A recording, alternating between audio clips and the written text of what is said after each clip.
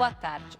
A memória é a capacidade de armazenar informações. Sentimentos, imagens e perfumes são o ponto de partida para ativar lembranças antigas. E acontecimentos mais recentes muitas vezes são esquecidos com rapidez. A ciência tem inúmeros estudos sobre as atividades cerebrais responsáveis por essas variações da memória, mas ainda não conhece definitivamente todos os mecanismos. Entre as pesquisas referentes ao assunto, algumas relacionam a memória à atividade física. Cientistas descobriram que com apenas meia hora de exercícios 2 vezes por semana, é possível o aprendizado e também estimular o nascimento de novos neurônios. Você sabia que a corrida faz bem ao cérebro? Eu tinha ideia, mas não tenho essa informação. Eu acho que faz bem para a memória, eu acho que ativa a memória, eu acho que desperta. Não é só o cérebro, faz bem ao cérebro, ao corpo, à mente, ao espírito, a tudo. A Elícia começou a correr após um diagnóstico do médico. Estava com depressão. Eu estava assim muito esquecida. Minhas filhas me pediam uma coisa de manhã e eu não conseguia lembrar. Eu ficava à noite que eu ia lembrar, às vezes à noite que eu ia conseguir lembrar. E agora não, minha memória está muito melhor. E eu estou me sentindo bem. A filha Liliane segue os passos da mãe. Além de buscar um corpo saudável, quer aliviar o cansaço mental. Fico bem mais ativa do restante do dia, a gente fica mais disposta e ajuda a gente a ficar mais aceso, né? A prática de exercícios de resistência, como a corrida de longa distância, pode melhorar a atividade cerebral e evitar a perda de neurônios ligados à atividade cardiovascular. É o que apontam estudos realizados pela Universidade de São Paulo e a Universidade do Arizona, nos Estados Unidos. Fatores de risco cardiovasculares, como pressão alta, diabetes, hipertensão, tabagismo, obesidade, é um grande fator de risco para você ter perda de memória. A dica é manter o corpo em movimento para uma vida mais saudável, afirma este neurologista. Nunca é tarde para começar. Quer dizer, mesmo se as pessoas já têm um problema leve de memória, uma atividade física, caminhada 2 vezes por semana já ajuda. É isso que o nosso estudo mostrou. Tem que correr, tem que suar, tem que malhar. Vamos lá. E para falar sobre a memória, recebemos o professor Gilberto Xavier, coordenador do Laboratório de Neurociência e Comportamento do Instituto de Biociências da USP, e a neuropsicóloga Gisele Calia, especializada em atendimento e tratamento da memória. Participe da nossa conversa, mande suas perguntas e comentários pelo Facebook e pelo Twitter. Os endereços aparecem aí na sua tela. Uma boa tarde, obrigada pela presença dos dois. Bom, mostramos aí esses estudos que relacionam, né, a melhora da memória com a atividade física. A gente, ao longo do programa, vai falar sobre outros métodos de prevenção e outras coisas que podem ajudar na memória. Antes, professor, eu queria que o senhor explicasse para a gente como que a memória se constrói no nosso cérebro. Bom, o cérebro humano é constituído de 100 bilhões de neurônios e cada um desses neurônios se comunica com cerca de 10 mil em média. Se comunicar significa estabelecer contatos, o que as pessoas na área chamam de sinapses. E quando uma pessoa vive uma experiência, isso na verdade representa uma certa atividade neurofisiológica, uma atividade eletroquímica que ocorre em determinadas regiões do sistema nervoso. E essa atividade, se for considerada pelo conjunto do sistema nervoso muito relevante, se ela for motivacionalmente importante, se ela for emocionalmente importante, ele pode sofrer algumas transformações na conexão entre neurônios de tal maneira que isso cria um circuito alterado, e esse circuito alterado, quando em atividade, representa a memória, de tal maneira que mais tarde, quando a pessoa quer relembrar aquela experiência, o que ocorre do ponto de vista neurofisiológico é que ela reativa o mesmo padrão de atividade eletrofisiológica correspondente à experiência original. E essa reativação é que representa a lembrança. Então, por exemplo, se você quiser se recordar de uma experiência infantil que você teve aos 5 anos de idade, o que você vai fazer em última instância é reconstruir um padrão de atividade neurofisiológica que foi formado lá atrás, aos 5 anos de idade. Doutora Gisele, existe mais de um tipo de memória, de curto prazo, de longo prazo ou outras nomenclaturas? Sim, as nomenclaturas são várias, as memórias são múltiplas. A gente tem uma tendência de associar a palavra memória à lembrança, a um pensamento. Mas nós temos memórias gustativas, olfativas, memórias de emoções, não é? Então, a memória é um campo assim bastante amplo, não é? E seria assim central, fundamental para o nosso dia a dia, como uma pessoa da reportagem comentou. Eu só fui me lembrar à noite o que minha filha me pediu de manhã. Então, quer dizer, a memória, ela organiza o dia a dia de uma pessoa. Existe a memória dita prospectiva, quer dizer, a capacidade de lembrar algo que eu vou ter que fazer, que nós também associamos normalmente a memória a algo do passado, algo que já aconteceu. Mas existe essa programação, né, uma memória prospectiva. Professor, e o senhor explicou aí, então, os mecanismos biológicos, né, da construção da memória no nosso cérebro. Eles são os mesmos do início até o fim da vida ou eles sofrem mudanças? Em algum estágio é mais difícil se construir a memória? Olha, na verdade, o cérebro humano, como qualquer cérebro, na verdade, animal, ele está em constante mudança. Isso significa que ele não é o mesmo ao longo do processo de desenvolvimento, incluindo o processo de envelhecimento. Ele está sempre se transformando. E existem períodos em que a taxa de proliferação de novas células nervosas é maior, a facilidade com que a transformação nas conexões nervosas é diferente. Obviamente, isso está ligado à idade? Sim, nos estágios mais iniciais do desenvolvimento, em geral, a maior proliferação celular, a maior facilidade na produção de novos neurônios. Tanto é assim que pessoas normalmente sentem muito mais facilidade para adquirir novas habilidades, por exemplo, tocar violão, aprender dança, aprender ginástica. As pessoas aprendem mais facilmente em idades mais tenras porque o cérebro humano ele se encontra numa condição mais plástica, mais passível de alterações. Mas isso não significa que um cérebro com mais idade não possa aprender. Pelo contrário, o cérebro é uma estrutura que tem flexibilidade, tem plasticidade para aprender ao longo da vida toda, desde que a pessoa esteja motivada e esteja engajada. É muito comum, e eu acho que é um aspecto extremamente importante, que a pessoa tente se manter intelectualmente ativa ao longo de todo o seu desenvolvimento. A gente deveria pensar, foi interessante a abertura da matéria, sobre exercício físico, porque ele tem uma série de consequências sobre o funcionamento cerebral. Por exemplo, aumenta a oxigenação, aumenta o fluxo sanguíneo, mas ele também induz a proliferação celular. Hoje é sabido, nós mesmos temos estudos no nosso laboratório mostrando que o exercício físico regular, ele aumenta a produção de novos neurônios. E esses novos neurônios, se forem engajados em tarefas pertinentes, ou seja, para as quais eles são, envolvendo circuitos nos quais esses neurônios estão envolvidos, a taxa de sobrevivência deles é maior. Então, é possível continuar, mesmo em idades avançadas, é possível continuar transformando o sistema nervoso desde que a pessoa esteja suficientemente engajada e motivada. Bom, existem então essas variações do funcionamento cerebral relativos à idade, mas isso não significa que conforme a pessoa vai ficando mais velha, ela vá perder tudo isso, desde que ela respeite aí algumas atividades que favorecem a atividade cerebral também.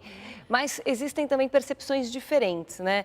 Às vezes, pessoas com características parecidas, um exemplo, irmãos com idades parecidas, com uma genética também muito parecida, viveram aquela mesma cena e dali a uns anos cada um tem uma lembrança diferente. Por que isso acontece, doutora? Bom, aí nós entramos no campo da individualidade, não é? Então, assim, por mais que os processos da memória, como o professor bem explicou, né, eles são gerais, mas existe a individualidade. Aí nós entramos um pouco no campo psicológico e também das emoções. Então, como você falou, existe então um mesmo fato que ele é lembrado de formas distintas pelas mesmas pessoas que o viveram, né, por características individuais, pessoais. Aí tem vários estudos, até com membros da mesma família, com gêmeos, enfim, né? Então, são estudos bem interessantes. Agora, eu destaco duas questões importantes também da fala do professor, que é a questão da aprendizagem. Então, memória e aprendizagem, quer dizer, não sei, são quase, né, indistintas, não é? Então, o que é uma memória? Eu aprendo desde o nome de uma cor, o nome de uma pessoa. Então, aprendizagem e memória não dá para separar, né? E uma outra coisa, a questão da motivação. Então, assim, a memória, ela também, além do exercício físico, a gente pode considerar também o exercício físico como uma motivação. O sair de casa, o encontrar outras pessoas. Então, para a memória, a linguagem, ou seja, você se expressar, encontrar alguém, falar, conversar, ouvir, ela se ativa muito. Então, o contato social, além do exercício físico e dos exercícios intelectuais, né, seria um outro ingrediente muito importante para a preservação. Posso adicionar uma? Claro, eu acho extremamente importante o que a Gisele acabou de falar, porque a questão da individualidade é um ponto que depende completamente de memória. Se você pega dois gêmeos univitelinos, aqueles que são 100% iguais do ponto de vista genético, em princípio é o mesmo material genético e mesmo assim todos nós que convivemos com gêmeos sabemos que eles têm personalidades diferentes. A questão é por que eles têm personalidades diferentes. E isso tem relação com a história de vida. O fato de eles ocuparem posições diferentes do espaço faz com que eles sejam expostos a sucessões de experiências distintas. Eles encaram o mundo de maneiras diferentes, mesmo estando numa mesma família, porque a sucessão de eventos que levou à construção daqueles circuitos neurais que eu mencionei agora há pouco é completamente diferente num e outro, pela sucessão mesmo de experiências que cada um viveu. Em decorrência disso, eles prestam atenção de maneira diferente no mundo. Eles prestam atenção a coisas diferentes. O que pode ser relevante para um em função das experiências que ele viveu, não são relevantes para outro pela mesma razão. Ou seja, pelo fato de serem experiências distintas, eles valorizam coisas diferentes. Daí o fato de eles terem personalidades diferentes, experimentarem o mundo de maneira diferente. E essa diferença na construção do circuito neural é que cria essa individualidade, essa sensação de que o indivíduo é único. E ele é mesmo, ainda que ele seja 100% igual ao outro do ponto de vista genético. E a gente tende a lembrar mais de fatos positivos ou negativos? Porque a gente ouve relatos de pessoas que sofreram experiências muito traumáticas e que não se lembram exatamente do que aconteceu. Se diz até que é uma forma de se proteger, né? de criar uma autoproteção. Existe alguma coisa que aponte que a gente tende a lembrar mais de coisas positivas ou negativas? Existem várias. Sim, na sempre tem. Você quer? Não, por favor. Assim, do ponto de vista de experiências positivas e negativas, está absolutamente claro, inclusive com estudos experimentais sobre o assunto, que as experiências negativas são melhor recordadas do que as positivas. E isso faz muito sentido porque do ponto de vista biológico, uma experiência negativa pode ser deletéria, pode eliminar o indivíduo da face da Terra. E, portanto, é importante que um organismo, e eu não estou pensando só em humanos, também em animais, que têm experiências negativas, sejam capazes de recordar essas experiências, porque experiências negativas, via de regra, representam risco para a integridade física. E é importante que se recorde dessa experiência para evitar o risco e se pôr em novas situações de risco. Então, esse é um primeiro aspecto. É interessante que, se eu te der uma lista de palavras em sequência e depois pedir para você resgatar as palavras, normalmente aparecem vários fenômenos, mas se tiver palavras com conteúdo afetivo positivo ou conteúdo afetivo negativo, as mais lembradas, em geral, são as de conteúdo negativo. Por causa dessa história da proteção também. Provavelmente por causa disso. Seria um viés biológico no sentido de guardar melhor experiências negativas. Mas uma mesma palavra que, dependendo do contexto, pode ter uma conotação positiva ou negativa, ela será mais lembrada num contexto negativo. Eu vou te dar um exemplo.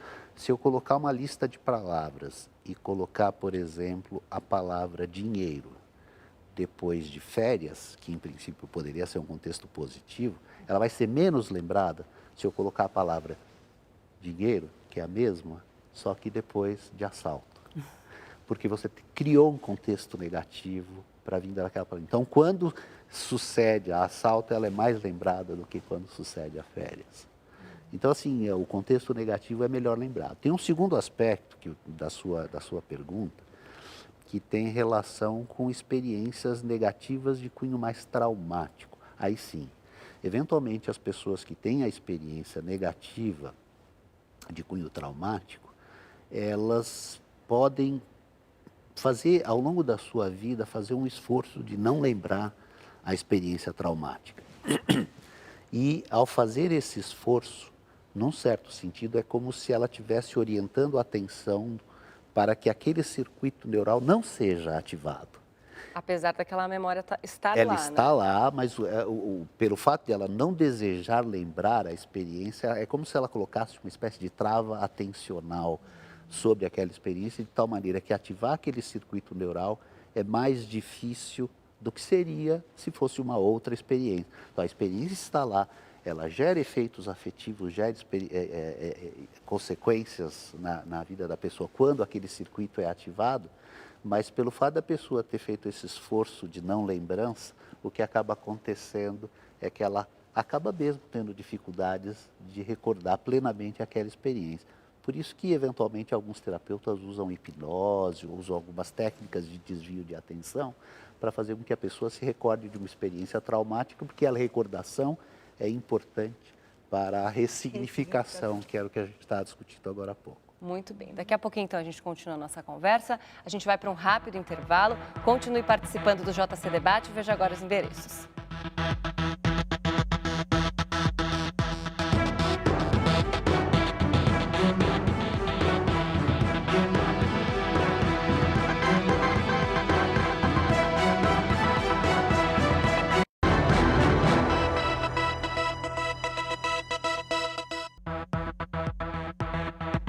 Já estamos de volta com o JC Debate. Hoje conversamos sobre a formação da memória.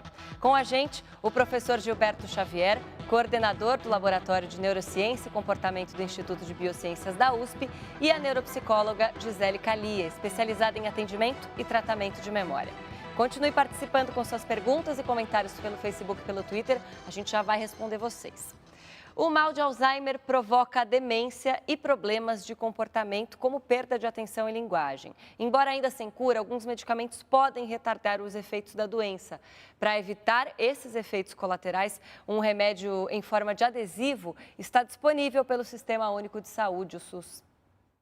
O medicamento vem em forma de adesivo. A rivastigmina é utilizada para atrasar o aparecimento de demência provocada pela doença de Alzheimer, melhorando a qualidade de vida do paciente. O adesivo é indicado para a fase inicial da doença, ou seja, os 7 primeiros anos em que o Alzheimer é detectado. O mal de Alzheimer é uma doença sem cura e que apresenta piora com o passar do tempo. Ela é causada pela morte das células do cérebro e provoca demência, mudanças de comportamento, perda de atenção e linguagem.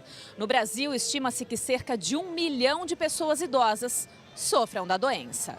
A rivastigmina já era oferecida por via oral, porém com desconfortos ao paciente, como náusea, vômito e diarreia.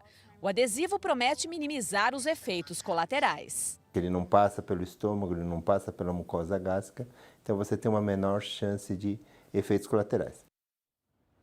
Bom, vou começar aqui fazendo uma correção, então, que o professor e a doutora lembraram aqui a gente, não é mal de Alzheimer, é doença de Alzheimer, o termo mais apropriado. O que a doença de Alzheimer provoca de efeito de mudanças biológicas no nosso cérebro que provocam todos esses efeitos? Na verdade, o que acaba acontecendo na doença de uma pessoa que desenvolve a doença de Alzheimer é que ela começa a perder neurônios em várias regiões do sistema nervoso. As mais conhecidas envolvem porções do nosso cérebro que estão relacionados com memória, mas também porções do nosso cérebro que estão relacionados com orientação de atenção.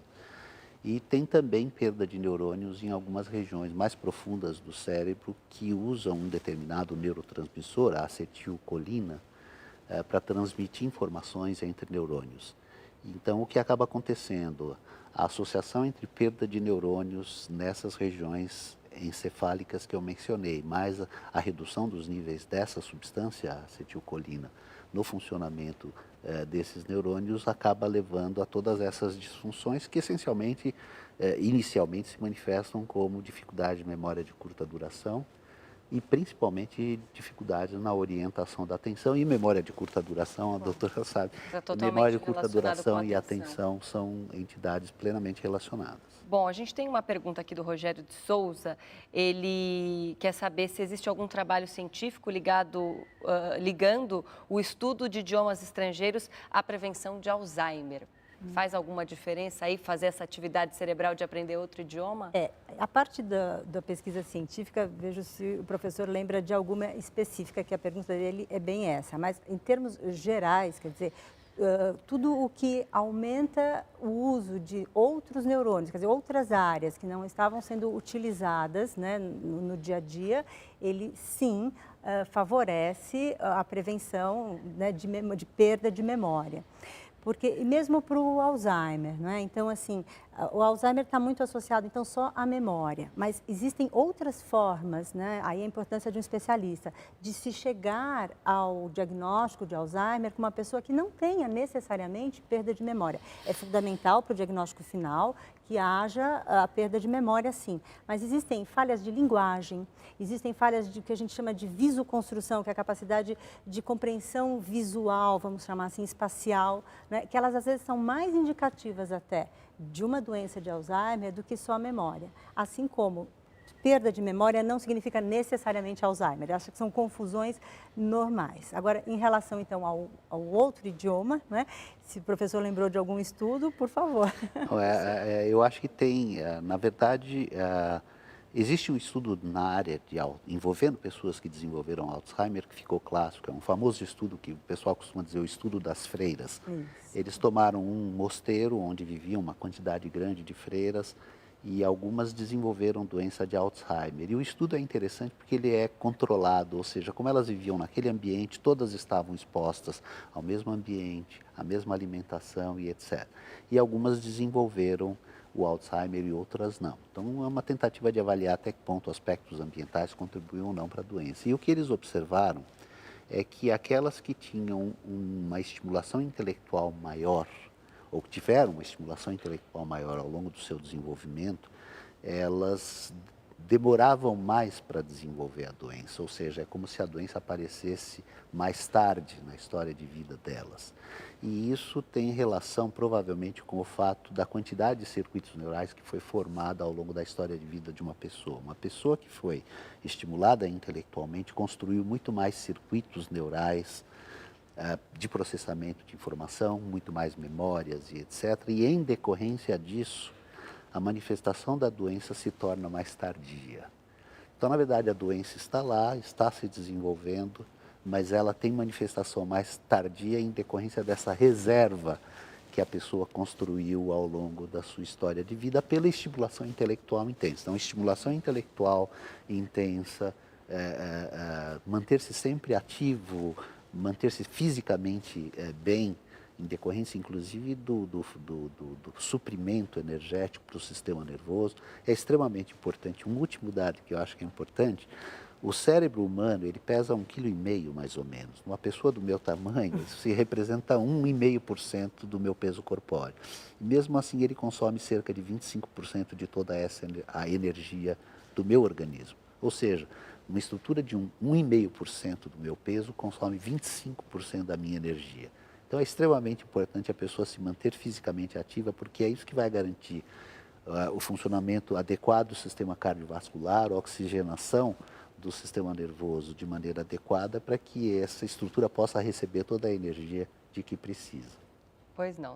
Eu acho importante ressaltar, quer dizer, o papel da depressão, muitas vezes, nessa falta de motivação para se manter ativo. Então, fica, assim, o ovo ou a galinha, não é? Então, assim, às vezes a pessoa está muito deprimida e ela não tem força, ânimo, motivação para começar um curso de línguas, que seja, aprender um novo instrumento, e ela vai ao médico, o médico diz, olha, a senhora precisa, né, fazer exercício físico. Então, assim, na verdade, a correlação entre entre a depressão e essas doenças degenerativas é muito grande. Então, é fundamental um diagnóstico diferencial logo no início, né, para que a pessoa seja tratada adequadamente. Então, há uma confusão, muitas vezes, entre, por exemplo, um problema como a depressão, seríssimo, que afeta a memória, sim, afeta a motivação, e a doença de Alzheimer, né? Então, realmente é fundamental. Então, às vezes, é uma pessoa, às vezes, com uma reserva cognitiva, como o professor estava colocando, bastante grande, cheia de vivências, experiências e tudo,